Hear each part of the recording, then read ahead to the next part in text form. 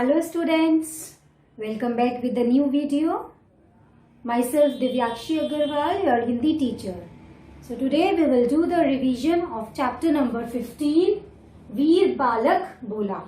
Okay, so before starting the revision, let us recall the chapter. What is about Veer Balak Bola? Okay, let's start. वीर बालक बोला पाठ 15। ये एक शौर्य कथा है। शौर्य मतलब एक वीर बालक की कथा है। इस ऐतिहासिक कहानी में वीर बालक बोला के साहस और बलिदान का रोमांचक वर्णन किया गया है। बोला, हाँ, यही नाम उस वीर बालक का था। वह कोई 14-15 वर्ष का रहा होगा। रंग सांवला, मस्त, अलड़, किशोर, भील सरदार का एक लौता बेटा था। तो एक भोला नाम का एक लड़का था जो किसका बेटा था? भील सरदार का बेटा था। वो कितने साल का था? वो 14-15 वर्ष का था। अरावली पर्वतमाला की सघन पहाड़ियों की घाटी में फूस की झोपड़ी में माँ का लाडला, पिता का प्यारा पुत्र। तो इसमें क्या डिफाइन हो रहा है? ये कहाँ रहता था? कहाँ रहता था ये? अरावली पर्वतमाला की सघन पहाड़ियों की घाटी में फूस की एक झोपड़ी थी, वहां पर। यह वह समय था जब मुगल सत्ता ने सारे देश में अपने पांव जमा लिए थे। केवल मेवाड़ की महाराणा प्रताप ही स्वतंत्र रहकर अपनी अस्मिता के लिए संघर्ष कर रहे थे। उन्हें भीलों का पूर्ण सहयोग और संबल प्राप्त था। मेवाड़ के सारे किले मुगलों के अधीन हो चुके थे और महाराणा प्रताप अनेक कष्ट सहते हुए सपरिवार जंगलों में भटक रहे थे। तो क्या था? जो महाराणा प्रताप थे वो जंगलों में भटक रहे थे। क्यों? क्योंकि उन्होंने मुगलों के अधीन विजय तो प्राप्त कर रही थी, लेकिन उनसे मेवाड़ के सारे किले मुगलों के अधीन हो चुके थे। क्योंकि जो सारे किले थे, मेवाड़ के जो सारे किले थे वो मुगलों ने ले लिए थे, मुगलों के अधीन हो चुके थे। तो फिर उसमें जो महाराणा प्रताप थे वो अनेक कष्ट सहते हुए जंगल में इधर उधर भटक रहे थे और छापामार युद्ध कर मुगलों को नाको चने चबा दिए थे। एक दिन भील सरदार ने अपनी पत्नी से कहा, क्या कहा उन्होंने? भील सरदार ने अपनी पत्नी से, देखो, राणा परिवार के लिए सायंकाल के भोजन की व्यवस्था का भार हम पर है। मतलब आज जो शाम का जो भोजन का भार था वो उन पर था। आज शाम का भोजन उनको खिलाना था, भील सरदार को खिलाना था। किसको? महाराणा प्रताप को। हम वनवासी राजसी भोजन की व्यवस्था कैसे कर पाएंगे? पत्नी ने सकुचाते हुए कहा। अब वो तो मामूली से लोग थे और महाराणा प्रताप तो वो थे, महाराजा थे, है ना। तो उसकी पत्नी ने क्या कहा कि हम वनवासी राजसी भोजन की व्यवस्था कैसे कर पाएंगे? अरे बोली, राणा जी तो देवता हैं, जो भी रूखा सूखा है भेंट कर देंगे, वे उसे अवश्य ग्रहण करेंगे, भील सरदार ने कहा। और सुन, मैं तो राणा जी के कार्य से अभी कहीं बाहर जा रहा हूँ, तू भोजन सामग्री तैयार करके भोला के साथ भेज देना, कहकर भील सरदार बाहर चला गया। तो भील सरदार ने क्या कहा कि मैं तो महाराणा प्रताप के कुछ काम से बाहर जा रहा हूँ, तो तुम सारा भोजन वगैरह बनाकर भोला के हाथ भेज देना। भोला कौन था? उनका बेटा। भील रानी भोजन व्यवस्था में लग गई। थोड़ी देर बाद भील रानी ने झोपड़ी से बाहर निकलकर अपनी सांकेतिक भाषा में किलकारी की, जो अरावली की वादियों में गूंज उठी, जिसे सुनकर सिंह शावक सा भोला उछलते कूदते तुरंत आ पहुंचा। तो जब भील रानी ने भोजन की व्यवस्था पूरी कर ली तो भील रानी खूब जोर से चिल्लाई और उसे सुनते हुए जो भोला था उछलते कूदते आ गया। आते ही माँ से पूछा, क्या बात है माँ? बेटे सुन। तो उसकी माँ ने क्या कहा? बेटे सुन, मेरी बात ध्यान से सुन। देख बेटा, आज तुझे राणा परिवार के लिए भोजन सामग्री लेकर राणा जी की गुफा तक पहुँचाना है। तो उसकी माँ ने क्या कहा कि बोला, तुमको आज ये जो भोजन मैंने बनाया है वहाँ महाराणा प्रताप की जो गुफा है वहां तक पहुंचाना है। तो भोला ने कहा, मैं जाऊंगा। मतलब वो एकदम खुश हो गया ये चीज सुन के। भोला ने खुशी से उछलकर कहा, क्या मैं जाऊंगा? हाँ, तेरे पिताजी बाहर गए हैं और तुझे ही यह कठिन कार्य करना है। तो उसकी माँ ने क्या कहा कि तुम्हारे पिताजी बाहर गए हैं तो ये कार्य तुम्हें ही करना है। भोला का अंग अंग फड़क उठा, उसकी बाहें खिल उठी। वो बहुत प्रसन्न था कि उसे किससे मिलना होगा? उसे महाराणा प्रताप जी से मिलने का अवसर प्राप्त होगा, है ना। राणा जी के दर्शन करने, उनके चरण स्पर्श करने, रानी माँ का आशीर्वाद लेने, जो उनकी वाइफ थी महाराणा प्रताप की, उनकी रानी माँ का आशीर्वाद लेने के लिए, और उनका जो बेटा था हम उम्र, जो भोला की उम्र का था, अमर सिंह से मिलने की बरसों पुरानी साथ पूरी होने जा रही थी। वह प्रफुल्लित था, वह बहुत खुश था। माँ ने कई महत्वपूर्ण हिदायतें के साथ बोला को भोजन सामग्री की पोटली पकड़ाई। माँ बार बार समझाती रही, देखो किसी अनजान या मुगल की निगाह तुम पर ना पड़े, पूर्ण गोपनीयता बरतते हुए जाना, आदि आदि। मतलब उसके कहीं जाते हैं ना बेटे बच्चे, तो मम्मी पूरा समझा के भेजती हैं कि ऐसे नहीं करना, ऐसे जाना, किसी का कुछ खाना नहीं है ना। तो उसकी माँ ने भी समझाया, देखो किसी अनजान या मुगल की निगाह तुम पर ना पड़े, पूर्ण गोपनीयता बरतते हुए जाना। पर भोला को भान ना था कहाँ था, लेकिन भोला तो कुछ सुन ही न रहा था। उसको तो ये लग रहा था कि उसको तो बस इसी बात की खुशी थी कि उसे महाराणा प्रताप जी के दर्शन प्राप्त होने का अवसर मिलेगा, रानी माँ का आशीर्वाद मिलेगा, और हम उम्र जो कि उसकी उम्र का था अमर सिंह, उससे मिलने की बरसों पुरानी साथ जो पूरी होने जा रही थी, इसलिए वह बहुत खुश था।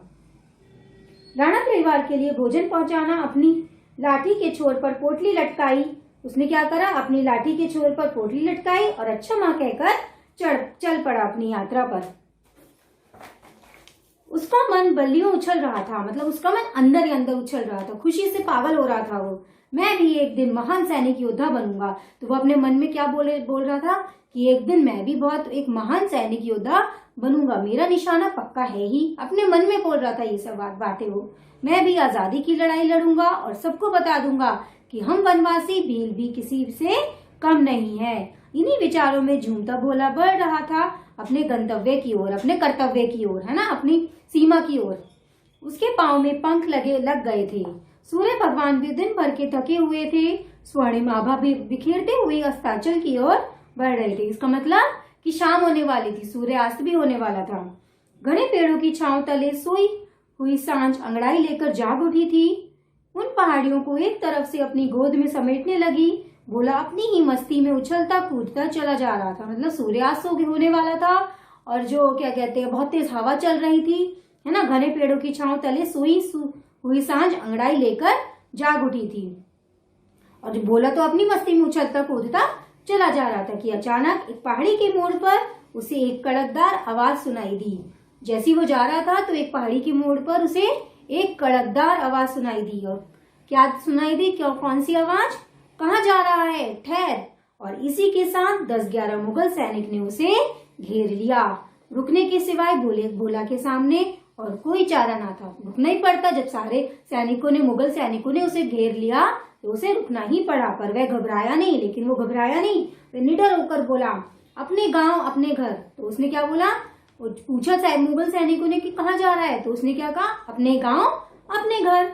2 सैनिकों ने आगे बढ़कर उसे पकड़ लिया। सैनिक सरदार ने दूसरा प्रश्न किया, इस पोटली में क्या है। तो जो दूसरा सैनिक सरदार था उसने क्या पूछा कि इस पोटली में क्या है। भोजन सामग्री, भोला ने उत्तर दिया। भोला ने क्या कहा, भोजन सामग्री। कौन है तू और इसे कहाँ ले जा रहा है, सरदार ने फिर पूछा। भोला चुप, लेकिन भोला चुपचाप खड़ा रहा। सरदार ने फिर कहा, देख अगर तू हमें राणा का पता बता दे तो हम तुझे ढेर सारी स्वर्ण मुद्राएं देंगे। साथ ही स्वर्ण मुद्रा दिखाते हुए कहा। तो उसने क्या कहा, मुगल सरदार ने उससे पूछा, उससे भोला से कहा कि अगर तू हमें महाराणा प्रताप का पता बता देगा तो हम तुझे इसके बदले बहुत सारी स्वर्ण मुद्राएं देंगे। और मतलब उनको स्वर्ण मुद्राओं को दिखाते हुए कहा, अगर मालूम होता तो भी तुम्हें नहीं बताता। तो उसने भोला ने कहा, क्रोध से होके कहा, गुस्से से कहा कि अगर मुझे पता भी होता तो भी मैं तुम्हें नहीं बताता। सिपाहियों ने उसे 2 धौल जमाए और कहा, देख हमें बल प्रयोग करने पर मजबूर मत कर, सही सही बता, हमें राणा को पकड़ना है, तुझे मारेंगे नहीं, सोना और देंगे। तो उसने सिपाहियों ने क्या कहा, उसे 2 लगाए, उसके 2 थप्पड़, और क्या कहते हैं, और कहा कि हमें और बल करने पर मजबूर मत कर, सही सही बता, इसके बदले हम तुझे सोना देंगे, मारेंगे नहीं। सरदार ने लालच देते हुए कहा। सरदार ने, जो मुगल सरदार था, उसने भोला को लालच दिया, थूकता हूँ तुम्हारे इस सोने पर। और भोला ने सचमुच इस मुगल सरदार पर थूक दिया। सरदार आग बबूला हो गया। सरदार बहुत गुस्से से पागल हो गया। सभी सिपाही लात घूंसों से उसे मारने लगे। सारे सिपाही उस पर टूट पड़े, उसे लात घूंसों से उसे मारने लगे। भोला लहूलुहान हो गया। लेकिन भोला एकदम, जब कोई मारेगा तो उसको खून सब होगा ना, लहूलुहान, खून से लप्त हो गया। एक सिपाही ने उसके बाल पकड़कर कहा, अब भी बता दे नहीं तो तुझे मार डालेंगे। भोला इस अवस्था में भी हंस पड़ा। उसने हंसते हुए कहा, मार डालोगे तो तुम्हें राणा का पता कहाँ से मिलेगा? ठहरो, इसे मारना नहीं, मुझे लगता है कि यह राणा का सही पता ठिकाना जानता है। इसे इतनी यातना दो। यह क्या कि इसके फरिश्ते भी बोल पड़े। गुस्से से उबलते हुए सरदार ने कहा। तो जो सरदार था उसने क्या कहा, मुगल सरदार ने, कि इसको मारो मत, इसको इतना छोड़ो, इतना ऐसा छोड़ो कि ये बोल पड़े कि महाराणा प्रताप का पता। भोला ने सोचा, अब क्या किया जाए, कहीं ऐसा ना हो कि यातना पीड़ा से घबराकर मेरी जुबान से सच ना निकल जाए। तो भोला ने सोचा, कहीं ऐसा ना हो जाए कि इतनी पीड़ा में मैं कहीं सच ना बोल दूं। अचानक उसकी आंखों में खुशी की चमक बढ़ी। उस धक्का मुक्की में उसने झपट कर मुगल सैनिक की कमर से कटार खींच ली, तलवार खींच ली। कटार मींस तलवार। मुगल सैनिक घबरा कर पीछे हटे। बिजली की तेजी से भोला ने अपनी जीभ काटकर मुगल सरदार के सामने फेंक दी और फिर लहूलुहान मुंह से हो होकर अट्ठास कर उठा। तो क्या करा उसने, एक मुगल सैनिक की कटार खींच ली, तलवार खींच ली और अपनी जुबान काट ली और फिर लहूलुहान मुंह से हो होकर अट्ठास हो उठा। मुगल सैनिक और उनका सरदार सकते में आ गए, एकदम चौंक गए। वो क्या हुआ ये, गजब, इसने अपने मालिक की जान बचाने के लिए खुद अपनी जुबान काट ली। मतलब मुगल सरदार भी शौक हो गए, चौंक गए कि ऐसा, मतलब इतना ज्यादा वो है कि इसने अपने मालिक की जान बचाने के लिए खुद अपनी जुबान काट ली। हमारे मंसूबों पर पानी फेर दिया। व्हाट इज मंसूबों? इरादों। हमारे इरादों पर पानी फेर दिया, क्योंकि उनका इरादा क्या था, उनका इरादा तो महाराणा प्रताप का पता निकलवाना था, लेकिन वो ऐसा नहीं कर पाए। उसने उससे पहले ही भोला ने अपनी स्वयं जीभ काट ली। इस खुन्नस में उन्होंने वीर बालक भोला की गर्दन उड़ा दी। इस क्रोध में उन्होंने क्या करा, वीर बालक भोला की गर्दन उड़ा दी। आसपास के पेड़ों पर बैठे पंछी शोर मचाते हुए आसमान में चारों ओर उड़ चले, मानो वीर बालक की यशोगाथा दिग्दिगंत में फैलाने। तो जैसे ही उसने गर्दन उड़ा दी तो आसपास के पेड़ों पर जो पंछी बैठे हुए थे वो शोर मचाते हुए चारों ओर उड़ चले, उस वीर बालक की यश की कथा सारी दिशाओं में बताने। दिग्दिगंत मतलब क्या होता है, सभी दिशाओं में, ठीक है। यशोगाथा, यश की कथा, वीर बालक की कथा। तो ये जो कहानी थी ये क्या थी, शौर्य कथा। और ये शौर्य कथा किसने लिखी, राधेश्याम मेवाड़ी। किसने लिखी है, ये राधेश्याम मेवाड़ी ने ये शौर्य कथा लिखी। तो ये थी आपका पाठ 15 वीर बालक भोला, ठीक है। इस ऐतिहासिक कहानी में क्या बताया, वीर बालक भोला के साहस और बलिदान का रोमांचक वर्णन।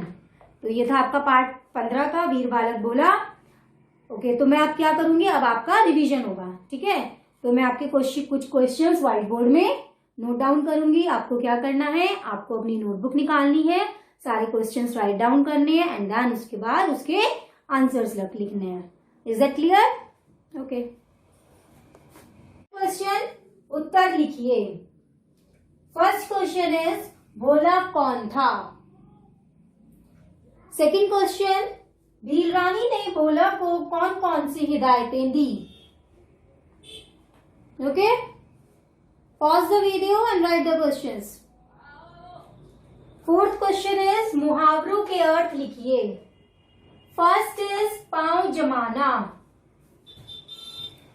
सेकेंड इज आग बबूला होना, थर्ड इज पांव में पंख लगना। ओके, नाउ फिफ्थ क्वेश्चन, लिंग बदलकर लिखिए। फर्स्ट इज श्रीमती, सेकेंड इज पत्नी एंड थर्ड इज सरदार। Okay, so pause the video and write the question.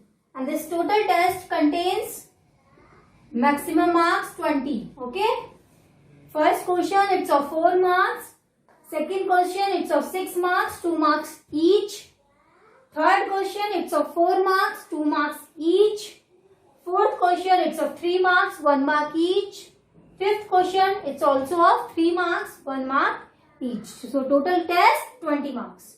Okay, first of all the students will write the questions and afterwards you will write the answers. Okay, so this is the test.